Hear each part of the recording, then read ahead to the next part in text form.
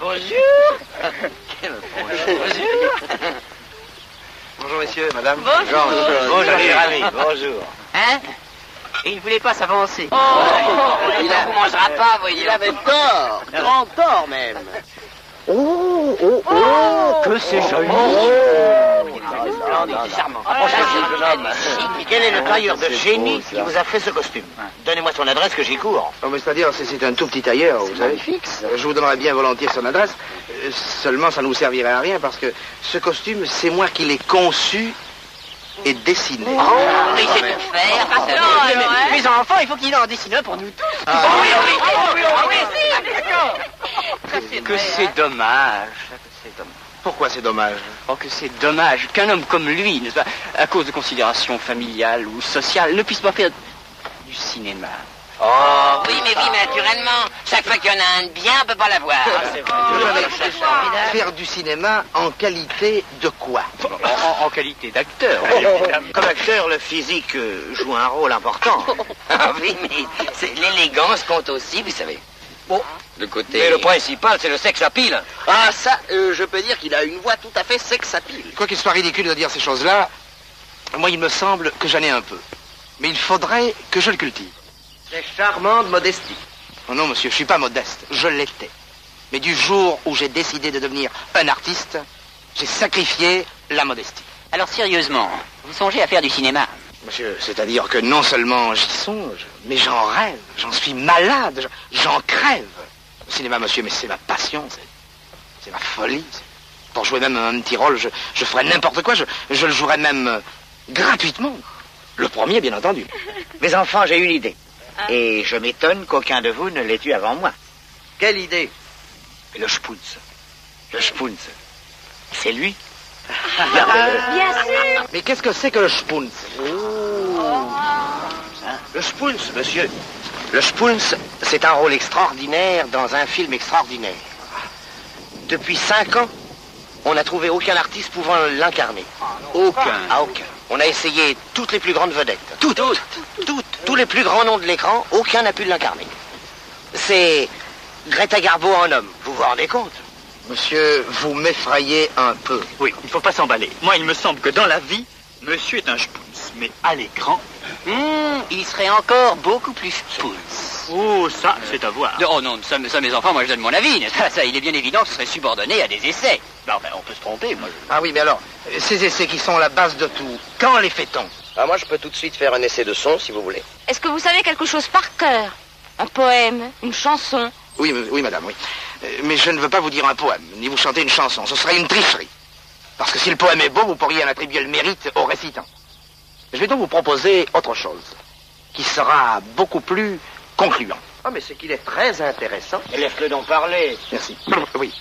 Ce que je vous propose, monsieur, c'est de vous réciter un article du Code civil. Le plus court et le plus net. Je dirais presque le plus tranchant. C'est celui-ci.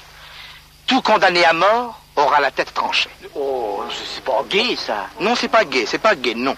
Mais ça peut le devenir. Je prétends, messieurs, devant votre accueil amical, vous donner une démonstration complète de mes modestes mérites. Je vais, avec cette simple phrase, vous inspirer les sentiments les plus divers. Tout sera dans l'expression. Qu'est-ce qu'il doit avoir comme expression? Ne me louez pas l'avance, monsieur. Attendez. C'est vrai? Oui, absolument. Eh bien alors, je commence. Voilà.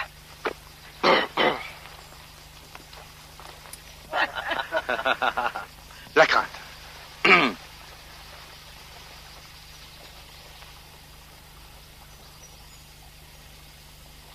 Tout condamné à mort aura la tête tranchée.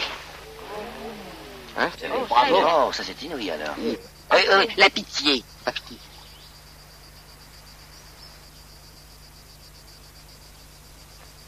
Tout condamné à mort aura la tête tranchée. Oh, émouvant, émouvant. Interrogatif et affirmatif.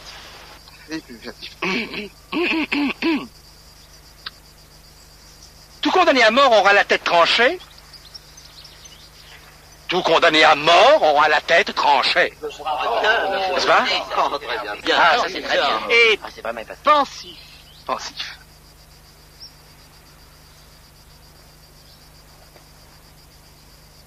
Tout condamné à mort? Tranché. Oh, ne quittez pas l'expression. Gardez l'expression. Elle peut bouger plus. Voilà. Comique.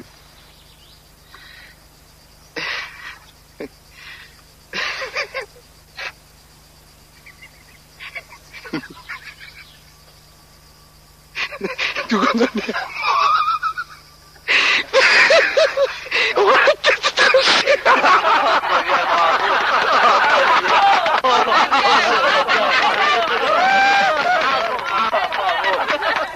Non, mesdames, messieurs, je vais vous chanter, parce que j'ai un peu de voix aussi, une petite chanson de ma composition qui met en relief les deux faces de mon petit talent. Sans musique?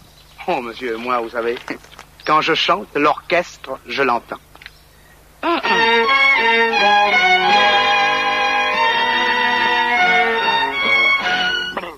Avez-vous remarqué dans l'existence que les couples ne sont pas assortis?